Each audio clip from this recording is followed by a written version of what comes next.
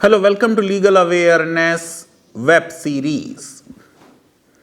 बड़े major developments Maharashtra में कुछ समय से हो रहे हैं। डिसिडेंट एमएलएज रातों रात सूरत पहुंचे और फिर सूरत से भागते हुए नजर आए सुबह में फ्लाइट पकड़ने के लिए गुवाहाटी के लिए। कुछ कोशिश हुई उद्धव ठाकरे की तरफ से कि उनको मनाया जाए, लेकिन कुछ खास कामयाबी नहीं मिली। एकनाथ शिंदे मिनिस्टर हैं, सेल्फ मेड आदमी हैं, कहते हैं कि ऑटो रिक्शा चलाते थे, वहां से यहां तक पहुंचे हैं तो जरूर उनके अंदर कुछ खास बात होगी। आज वो ये कह रहे हैं कि क्योंकि शिवसेना ने बाबा साहेब ठाकरे के हिंदुत्व को छोड़ दिया इसलिए विद्रोह किया। ये सब सियासत है, जनता सब जानती है। 1989 में लेफ्ट, बीजेपी और जनता दल, सारी सेकुलर पार्टीज ने मिलकर मोर्चा बनाया था और 1-to-1 फाइट राजीव गांधी को दी थी, जिसके नतीजे में लोकसभा के इलेक्शन में बीजेपी 2 सीटों से 89 सीट्स तक पहुंच गई थी। खुद बीजेपी ने कश्मीर में पीडीपी के साथ सरकार बनाई, महबूबा मुफ्ती को चीफ मिनिस्टर बनाया। देश की आजादी से पहले भी मुस्लिम लीग और हिंदू महासभा की कोलिशन सरकारें बन चुकी थी। सियासत में यह चलता है, इसको किसी इथिकल पैमाने से देखना सही नहीं होगा। यह बात बिल्कुल फैक्ट है कि उद्धव ठाकरे अपनी पार्टी के अधिकतर एमएलए और मिनिस्टर्स को खो चुके हैं। अच्छे चीफ मिनिस्टर रहे जिसका कोई एडमिनिस्ट्रेटिव एक्सपीरियंस नहीं था, एक आउटसाइडर थे, कोविड को अच्छा मैनेज किया, फिगर्स को सप्रेस नहीं किया। लेकिन अगर पॉलिटिशियन इनएक्सेसिबल हो जाए, अपने ही मंत्रियों से और एमएलए से और वर्कर्स से ना मिले, तो फिर वो अपनी कब्र खोदने जैसा है। अगर आप एक पब्लिक फिगर हैं और पॉलिटिशियन हैं और मुख्यमंत्री हैं, तो फिर आपको लोगों से मिलना चाहिए। अब यह चलता रहा कि कब स्प्लिट होगा, कब मर्जर होगा, कब सरकार बनाने का दावा फडणवीस पेश करेंगे, लेकिन इसमें कोई फैसला सामने नजर नहीं आया। वो फैसला ना आने की वजह यह थी कि जो हमारा एंटी डिफेक्शन लॉ है, जो राजीव गांधी ने बनाया था 1985 में 52nd कॉन्स्टिट्यूशनल अमेंडमेंट से आया, वो बड़े मजे का लॉ है। वो कहता है कि अगर दल बदल करना है तो छोटे लेवल का मत करो, 1 या 2 दल बदल ना करें, पूरे के पूरा समूह दल बदल करे, थोक में दल बदल करो। तो उसमें पार्टी को पहले तोड़ें 2/3 लोग और फिर किसी दूसरी पार्टी में अपने को मर्ज करें।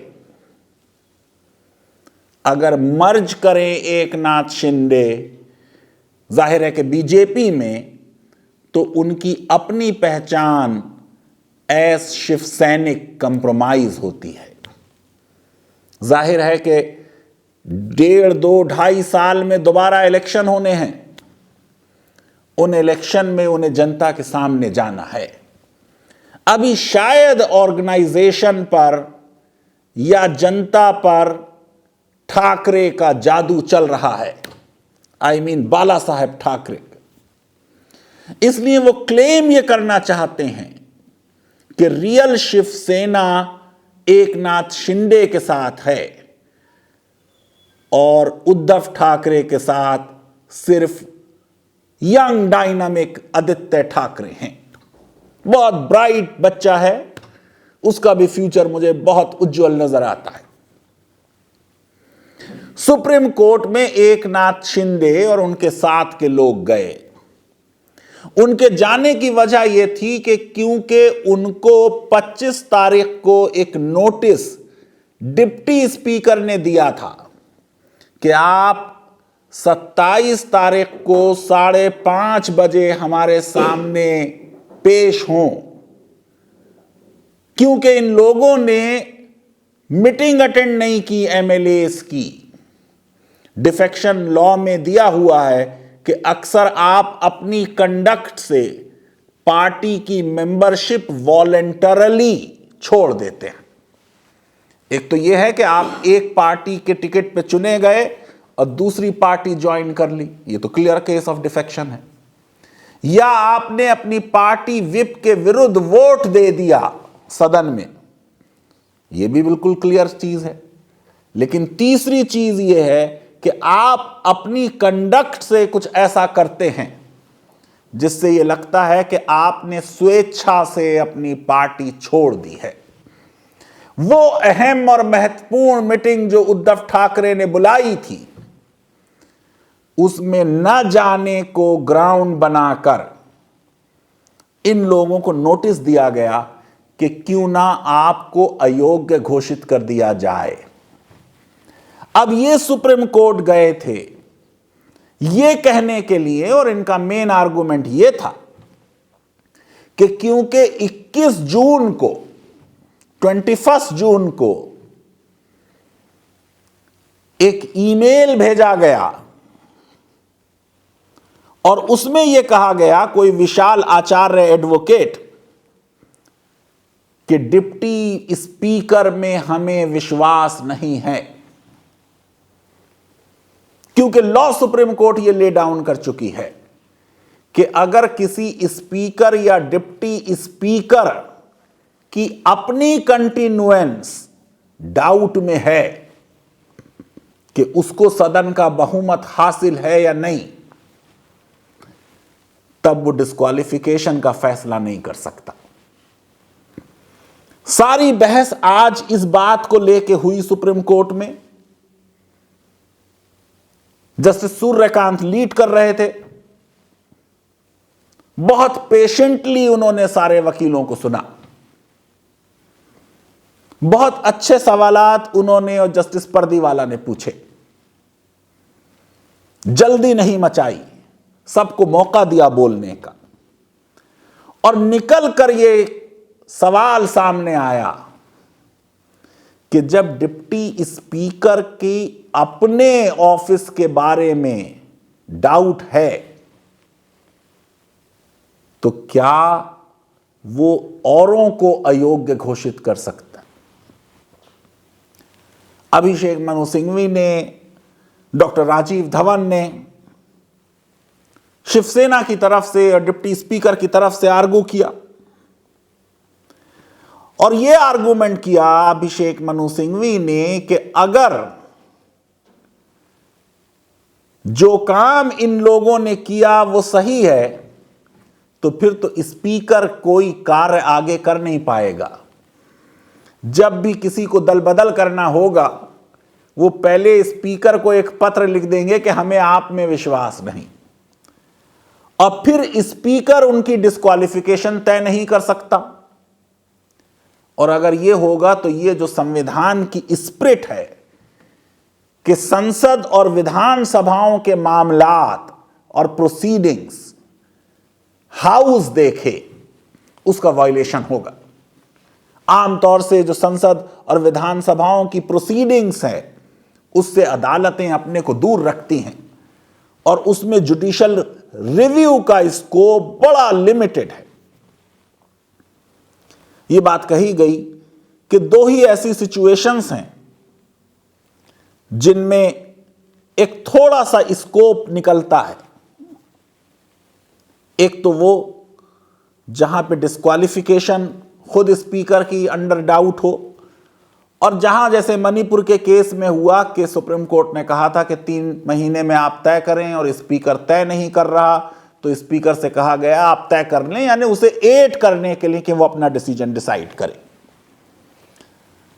एमएसएम शर्मा का कोर्ट पुराना केस 1962 का 8 जजेस का कोट किया गया, जिसमें भी ये बात कही गई कि जुडिशरी हाउस के मामलात में ना बोले। आर्टिकल 212 कोट किया गया कि validity of proceedings can not be inquired into by the courts. बहुत अच्छे आर्गुमेंट्स रहे, लेकिन at the end interim order supreme court ने यह किया कि जो नोटिस पीरियड आज खत्म हो रहा था 5:30 बजे, उसको 12 जुलाई तक एक्सटेंड कर दिया, क्योंकि 11 जुलाई को अब सुप्रीम कोर्ट इस मामले को सुनेगी। बड़ा संवैधानिक इशू है। जस्टिस सूर्यकांत ने बार बार कहा कि क्या इन मामलात में डायरेक्टली अंडर आर्टिकल 32 के तहत सुप्रीम कोर्ट आना चाहिए। यह इशू हमने ओपन रखा है और इस पर भी फैसला दिया जाएगा।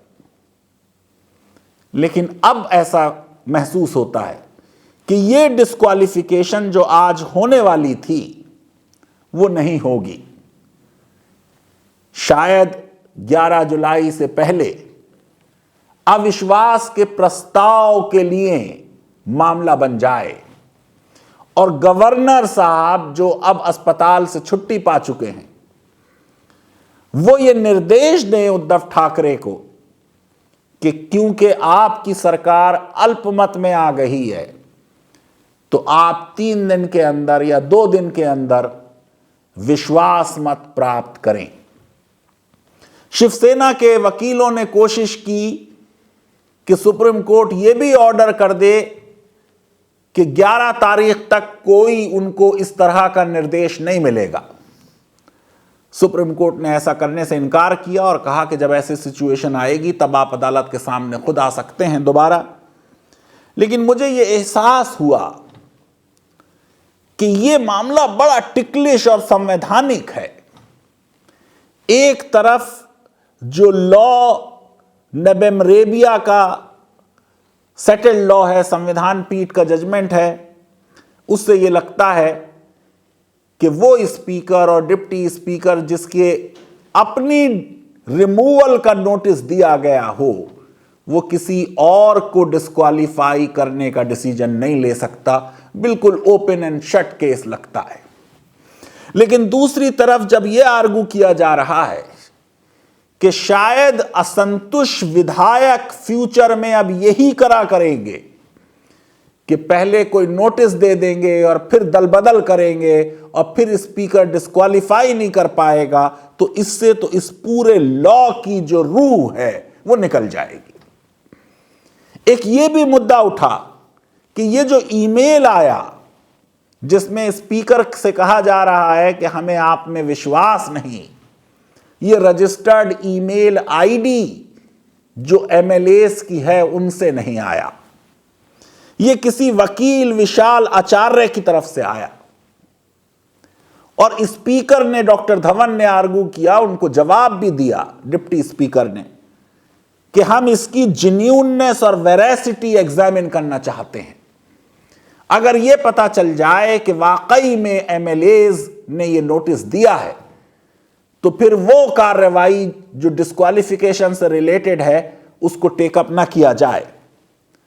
पार्टीज को अब अपने एफिडेविट फाइल करने का आदेश हुआ है। मैं समझता हूं कि इस मामले में शिवसेना की सरकार बचे या ना बचे, इससे तो लीगल अवेयरनेस वेब सीरीज का कोई कंसर्न नहीं। लेकिन क्या इस तरीके के नोटिस से स्पीकर और डिप्टी स्पीकर को प्रिवेंट किया जा सकता है कि वो डिस्क्वालिफिकेशन का फैसला ना करें? यह एक बड़ा महत्वपूर्ण संवैधानिक मुद्दा है। और अगर यह मामला नो कॉन्फिडेंस मोशन से समाप्त नहीं होता 11 जुलाई तक, तो जो सुप्रीम कोर्ट का फैसला इसमें आएगा वो एक ऐतिहासिक और पाथ ब्रेकिंग फैसला होगा। लीगल अवेयरनेस वेब सीरीज अगर आपको पसंद आती है तो मेरी रिक्वेस्ट है कि हमारे इस वीडियो को वाइडली शेयर करें, हमारे चैनल को सब्सक्राइब करें और बेल आइकन और लाइक जरूर क्लिक करें। बहुत बहुत शुक्रिया, धन्यवाद, थैंक यू वेरी मच।